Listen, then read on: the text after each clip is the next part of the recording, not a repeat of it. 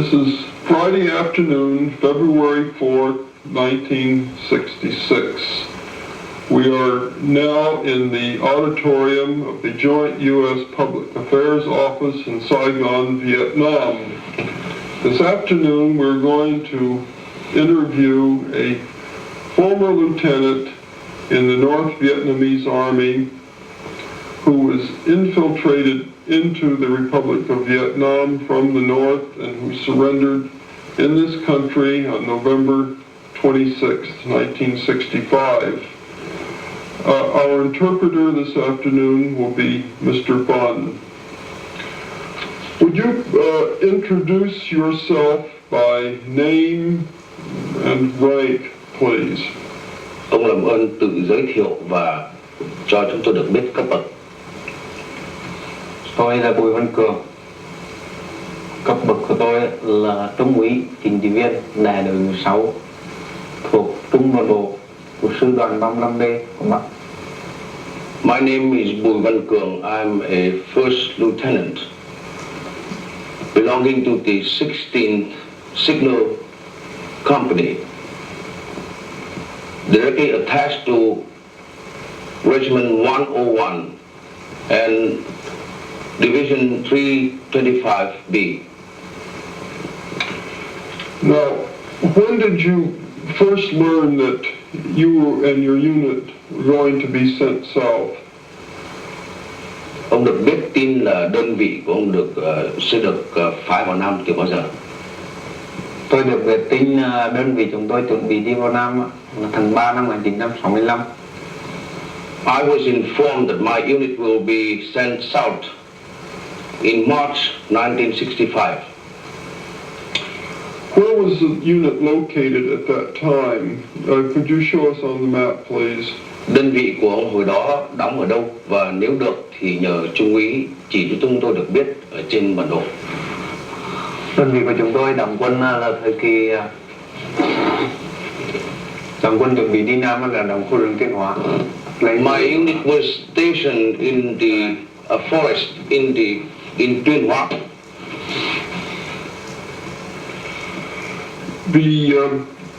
Before your unit received orders to go south, did you know that regular North Vietnamese Army units were sent south? Trước khi đơn vị của trung úy được gửi vào Nam thì những đơn vị khác có biết rằng là hiện giờ quân chính quy miền Bắc được gửi vào Nam hay không? Chúng tôi được biết từ khi năm 1960 đến năm 1965 là thường miền Bắc sử dụng các cái đơn vị bộ đội chính quy đưa vào Nam để chiến đấu. Sau khi chúng tôi đi là được biết các cái trung đoàn 1895 của sư đoàn 35B cũng chuẩn bị đi nha. We were informed since 1960 to 1965 that the regular units were sent south to fight. Và nhờ trung úy lặp lại tên những cái đơn vị được biết tin như vậy. Được biết tin là trung đoàn 18, trung đoàn 95 thuộc sư đoàn 35B, Regiment 18 and Regiment 95 all belong to the 325B division.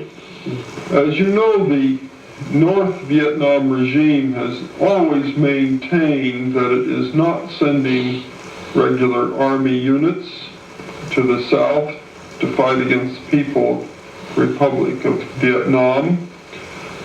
Do very many people in North Vietnam know that this is not true, that in fact the regime is sending regular units like your unit south to fight?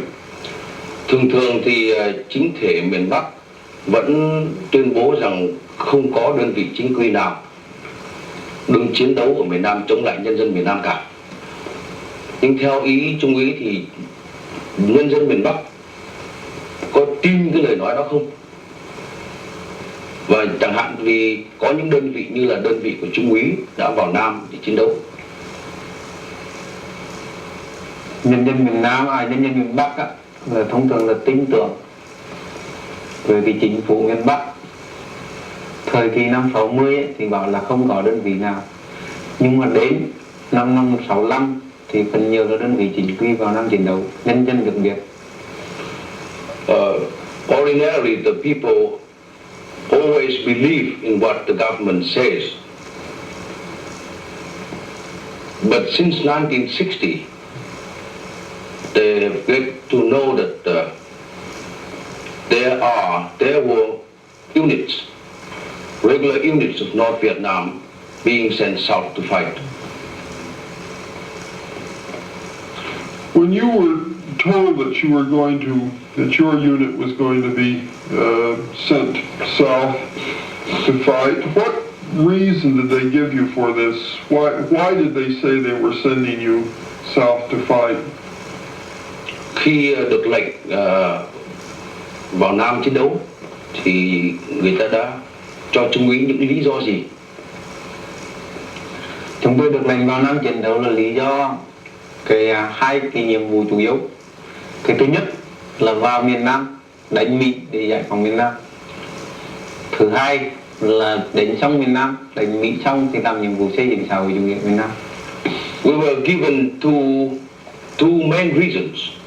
The first being to fight against the American imperialists, and the second one meaning after the fighting, we will be there to build socialism in South Vietnam. Did you actually believe this yourself when you were told this by your party cadre and others? Khi được lệnh như vậy, được lệnh vào Nam và được cho biết những lý do như thế thì Trung úy có tin rằng là đúng như thế không? Chúng tôi phần nhiều ở miền Bắc là khi nghe tuyên truyền và giao nhiệm vụ như vậy thì phần nhiều cán bộ chiến sĩ đều tin tưởng. Vì đang nói rằng miền Nam đã giải phóng 3/4 đất đai hoặc là 10 triệu dân, vào làm nhiệm vụ đó thì tất nhiên là thành. Nhưng mà bản thân tôi thì cũng là chưa tin lắm.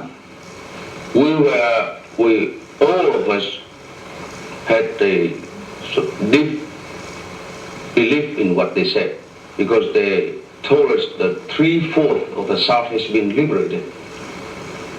But personally, I had some doubts. Now, why did you personally have doubts? Thưa Trung úy, riêng Trung úy tại sao Trung úy lại có những nghi ngờ đó? Vì chúng tôi thời kỳ ở miền Bắc là chỉ có nghe là giải phóng phần nhiều nhưng mà rừng núi và nông thôn, còn các cái thị xã và thị thành phố lớn chưa được giải phóng. Personally, I knew that forest and remote areas were controlled by the outside, but no townships or big cities. Now, when you started to move south, what means of transportation did you use? Did you take trucks, trains? Did you mostly go by foot? Could you describe this first part of your movement south? Khi đơn vị của Trung úy được cử vào Nam thì những phương tiện giao thông là gồm có những gì? Đi bằng đường bộ, đường hỏa xa hay là một phương tiện nào khác? Nhờ Trung úy chỉ cho chúng tôi được biết trên bản đồ. Đơn vị chúng tôi được lệnh hành quân là ngày 22 tháng 7 năm 1965 xuất phát từ khu rừng Thanh Hóa, đi bộ qua giới tuyến 17, vòng lên đất Lào, đi về biên giới Lào, đi vòng về bên này, đi vô bộ phận Công Tung, đi vòng về đất Công Miên, đi xuống Pleiku, đóng vào cái khu vực này là đóng vào ở cái tỉnh gọi là cái huyện Gia Lai thuộc tỉnh Pleiku. We moved out of the Tuyên Hóa forest on July 22nd, 1965 in the province of Quang Binh. We crossed the 17th parallel. We move into Laos. From there, we go to Kon Tum. Then we cross the Cambodian border. From there, we cross the South Vietnamese border again, and then into Gia Lai district, province of Pleiku. Tell me this, before you entered the Republic of Vietnam, were you issued new identification, or did you carry your regular North Vietnamese Army identification with you when you entered into the Republic of Vietnam? Trung úy có thể cho chúng tôi biết khi Trung úy bắt đầu đi thì Trung úy được cấp cho một cái chứng minh thư mới hay là vẫn giữ nguyên cái chứng minh thư cũ của quân đội nhân dân miền Bắc? Chúng tôi khi đi Nam á, là đến chân đèo 1001 là được cấp một cái giấy chứng minh thư mới với yêu cầu quân đội giải phóng miền Nam.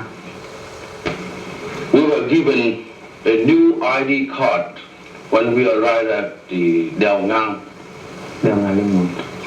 Đèo 1001. At the 1001 pass, we were given a new ID card. Was your old regular North Vietnamese Army identification card taken away from you, or did you carry this with you too as you entered into the Republic of Vietnam? Thế thì người ta có lấy lại cái chứng minh thư cũ hay là Trung úy vẫn mang theo cùng với lại cái chứng minh thư mới khi Trung úy vào Nam? Tất cả chứng minh thư cũ ở miền Bắc là đều thu lại để miền Bắc.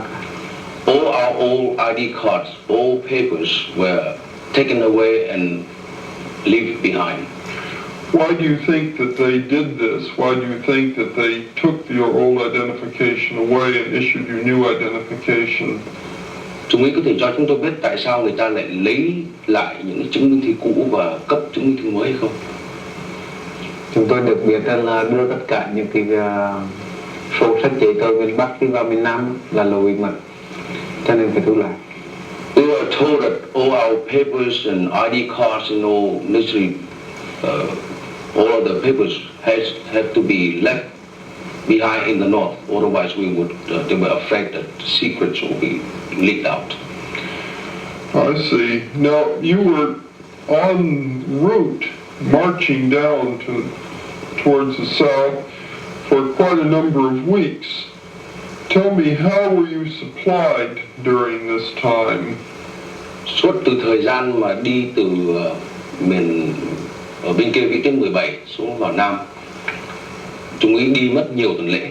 Vậy trong cái thời gian đó thì công cuộc tiếp tế của đơn vị Trung úy như thế nào? Đơn vị chúng tôi bắt đầu ra đi cho đến vị trí là tiếp tế từng chặng đường một giữa đoạn đường đi, có những kho gạo. Thông thường đi 5 ngày hoặc 3 ngày thì có kho gạo. All along the route, in the interval of 5 days, we will meet with a supplies station. All along the way, every 5 days. What kind of installations did you find along the trail you took south to keep you supplied? Có những trong thời kỳ đi đó thì Trung úy gặp có tại những cái trạm mà tiếp tế đó thì Trung úy thấy những cái cơ sở nào, cơ sở trong đó gồm có những cái gì ở trong?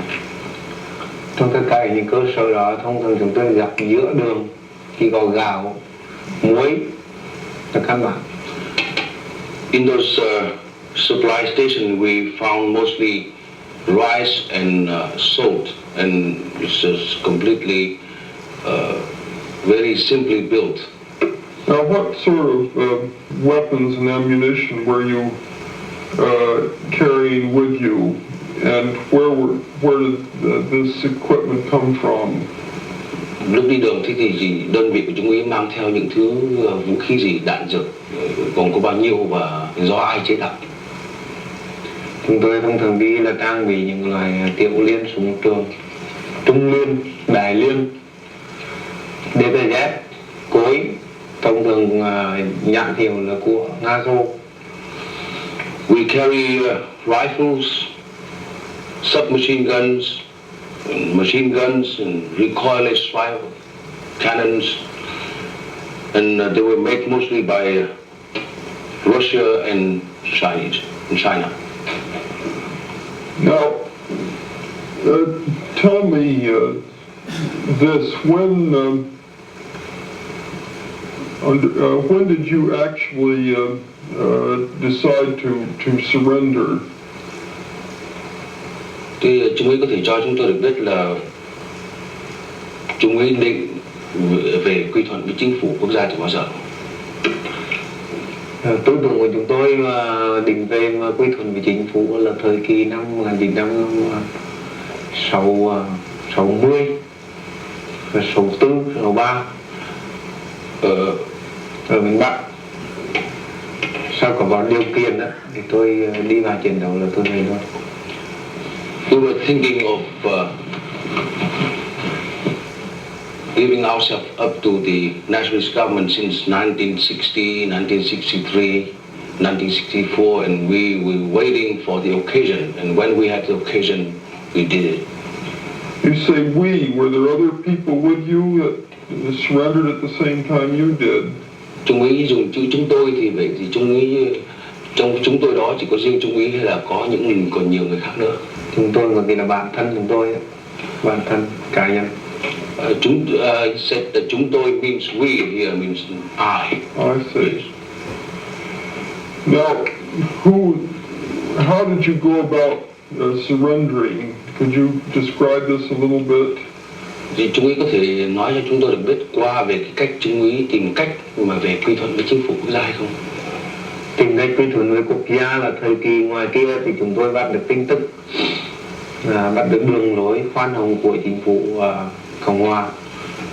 We were when we were still in the North, we get to have the knowledge of the policy of the South Vietnamese government that we will know that we will be pardoned. How did he know this? Làm thế nào mà trung úy có thể biết được là chính phủ miền Nam sẽ khoan hồng, sẽ... Chúng tôi bắt được tin tức ở trên đài, nghe qua đài phát thanh, hoặc là sang tìm hiểu về tình hình ở miền Nam, những người là ra bắt.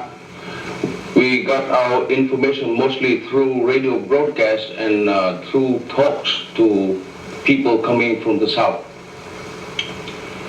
Now, tell me, why did you decide to make this decision? Or why did you make this decision? Why did you decide to surrender? Trung úy có thể cho chúng tôi biết tại sao trung úy lại quyết định về quy thuận với chính phủ quốc gia hay không? Vì chúng tôi thấy ở miền Bắc là không có tự do, đồng thời là đã bao nhiêu năm xa gia đình và xây dựng chế độ xã hội chủ nghĩa là chỉ có viện mong có là hạnh phúc của con người. Tôi tìm một con đường là có tự do hạnh phúc, tôi trở về với chính phủ. The factors that prompted me to make my decision was most of all, the lack of freedom and the many years away from my family, and so we have to find a way to find freedom. That's why we have decided to join the government of South Vietnam. Thank you very much.